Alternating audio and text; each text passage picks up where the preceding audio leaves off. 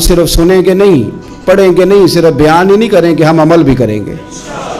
کوئی تھوڑا سا نا عمل کا رستہ بھی تو میرے عزیز ہونا چاہیے۔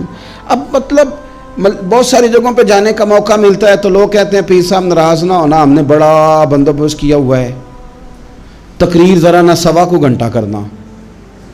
تو میں کہتا ہوں مثلاً آپ مجھے بتائیں نا 1.25 گھنٹہ تقریر کرا کے آپ نے کیا کرنا ہے؟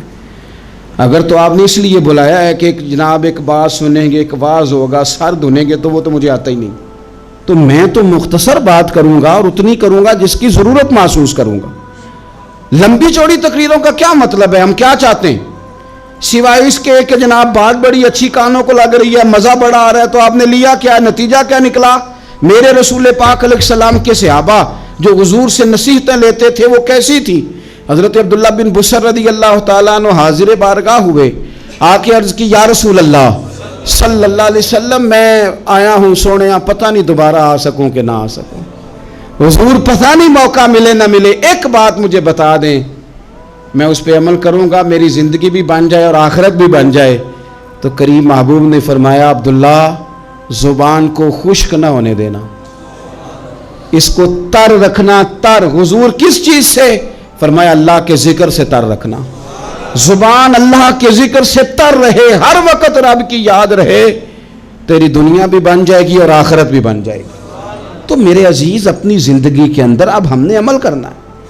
او جناب کمال پھر یہ ہے کہ جب واعظ سننے کا شوق بڑھ جاتا ہے، تقریر سننے کا شوق بڑھ جاتا ہے، سننے سنانے کا خالی مزاج ہو جاتا ہے، پھر بندہ ڈھونڈتا پھرتا ہے کہ نئی سے نئی چیز کہاں ملتی، انوکھی سے انوکھی چیز کہاں ملتی، انفرادی سے انفرادی بات۔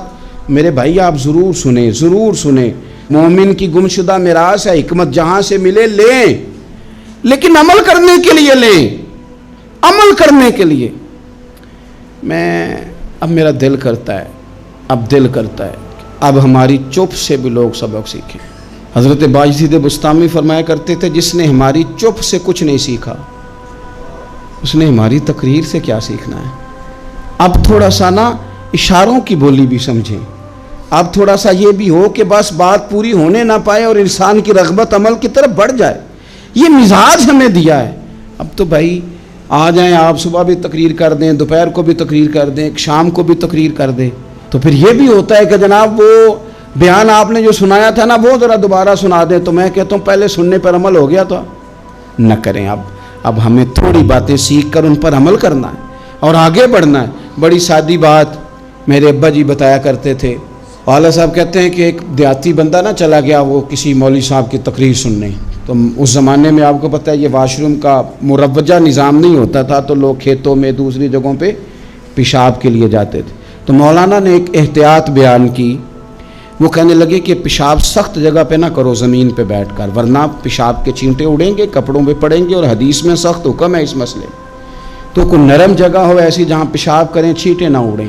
وہ بندہ عمل کرنے والا تھا نا، اس نے میری تقریر سن کے سر دھن کے جانا نہیں تھا، اس نے اتنی ساری ریت لے لی، کپڑے میں باندھ لی، اور وہ اس نے کندھے پہ رکھی ہوئی ہے، جہاں پیشاب کا وقت آتا پہلے ریت بچھاتا، پھر پیشاب کرتا تاکہ میرے کپڑوں پہ نہ پڑے۔ ایک صاحب نے اسے کہا کوئی ہفتے بعد چلو بیان سننے چلیں، تو کہنے لگا میں پہلے پہ عمل کر لوں یہی بڑا ہے، میں نے تو اتنی ساری ریت کندھا تھک گیا ہے میرا اس دن سے اٹھائی ہے، تو میں نہیں چاہتا کہ نہیں بھی سنوں تو کسی اور جگہ میں۔ یہ تفریح تباہ کے لیے بات کو نہ سمجھیں، اس سادے آدمی نے جو ہمیں سمجھایا مجھے اور آپ کو، اس پر غور کرے کہ کل بھی سنا تھا، پرسوں بھی سنا تھا، پیر صاحب نے ترسوں بھی کہا تھا، شیخ نے پرسوں بھی کہا تھا، پچھلے ہفتے بھی کہا تھا، تو نے اگر شیخ کی بھی نہیں سنی، استاد کی بھی نہیں سنی، پیر کی بھی نہیں سنی، اور اس دور کے پیر جو صحیح کام کرنے والے ہیں، استاد جو صحیح کام کرنے مجبور ہو گئے ہیں بیچارے، کہتے ہیں کس کی تربیت کریں، کس درد سے کہا تھا حضرت سلطان باؤ نے، وہ کہتے ہیں اور رب دا طالب کوئی بھی نہیں ملیا، تے جو ملے ہے طالب زردہ ہو۔ یہ تو آئے ہیں کاروبار سیدھا کرنے، فوٹو کھچوانے، فلاں کام کے لیے، یہ تو وہ جو ہم دینا چاہتے ہیں اس کا تو مزاج ہی نہیں۔ پہلے بھی میں نے کہا تھا، پھر کہتا ہوں مجھے شوق نہیں ہے، خدا مجھے معاف کر دے اس دن سے پہلے جس دن یہ شوق ہو کہ میں سویرے جاؤں گا تو نوٹ لاؤں گا، تو شام جاؤں گا تو نوٹ لاؤں گا۔ یہ شوق نہیں ہے، طبیعت نہیں ہے، من نہیں چاہتا۔ لیکن یہ کہ یہاں بھی آ جائیں خطاب کر دیں یہاں بھی، او خدا کے بندو ہم کہاں اس قابل ہیں ہم خطاب کریں؟ ہم نے تو نا جی ایک اذان دینی شروع کی ہوئی، صبح و شام ایک اذان پڑھتے ہیں، ہے یہ پیغام حضرت احمد رضا کہ بارگاہ نبی کے رہو با وفا۔ ہم تو کہتے ہیں ادھر آ جاؤ، ٹھوکریں کھاتے پھرو گے ان کے در پہ آ پڑو، قافلہ تو اے رضا اول گیا آخر گیا۔ ہم تو کہتے ہیں ادھر آؤ، اللہ رسول کی بارگاہ کی طرف رجوع کرو۔ اور وہ ایک جملے پہ اگر تو عمل ہو گیا، پیار سے باتیں کرتا رہتا ہوں، سب کے ساتھ نہیں کرتا، جس کا مجھے پتا ہو کہ یہ تھوڑا سہ لے گا۔ ایک دوست نے مجھے کہا کہ میں تو آتا ہوں تو مجھے علاقے کے لوگ کہتے ہیں ان کو بلاؤ، تو میں کہتا ہوں پورا عمل کرنا میری غلط ہے تو پھر میں باقیوں کو بھی لگا جاؤں گا، تو اگر تیرا ہی عمل نہیں ہو سکا تو باقیوں کو میں نے جا کے کیا سمجھانا ہے؟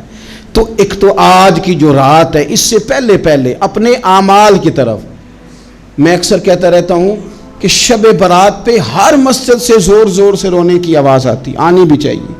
شب قدر پہ آتی ہے، عمرے پہ جاتے وقت لوگ معافیاں مانگتے ہیں، حج پہ جاتے وقت، اور کروڑوں لوگ یہ کام کرتے ہیں سال میں۔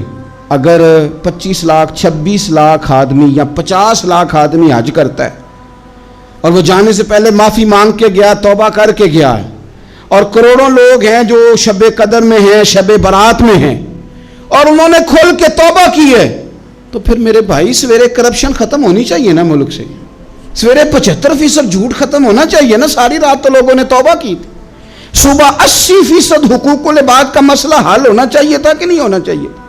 صبح ملاوٹ بہت حد تک ملک سے ختم ہونی چاہیے۔ تو کیا ہم نے سمجھ لیا ہے؟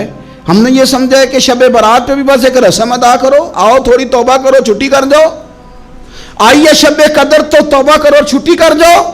کیا یہ ہم نے مطلب سمجھ لیا؟ حج کرنے گئے، رب کی بارگاہ میں حاضر ہوئے، رسول کریم کی بارگاہ سے بھی جو ہو کے آ جائے اور بدلے ہی نہ، وہاں تک جائے اور بدلے ہی نہ۔ مدینے گئے، کعبے گئے، کربلا گئے، جیسے گئے تھے گھوم پھر کے ویسے ہی آ گئے۔ نتیجہ کیا ہے؟ اپنی زندگی نتیجہ خیز بنائیں۔ آج اس خوبصورت موقع پر جب شب برات ہمارے سامنے کھڑی ہے، اپنے ذہن میں تہیہ کریں کہ اب ہم نے بدل جانا ہے۔ شوگر ہو جائے تو بدلنا پڑتا ہے، اللہ معاف کرے، چینی چھوڑنی پڑتی ہے، من پسند مٹھائیاں چھوڑنی پڑتی ہیں، بدلنا پڑتا ہے۔ بلڈ پریشر ہو جائے تو یارو بدلنا پڑتا ہے۔ اگر انسان کو خدا نہ خواستہ کوئی مرض لگ جائے تو بدلنا پڑتا ہے۔ اولاد پیدا ہو جائے تو بدلنا پڑتا ہے۔ گھر میں بیٹیاں پیدا ہو جائیں تو بوڑھے باپ کو بدلنا پڑتا ہے۔ بال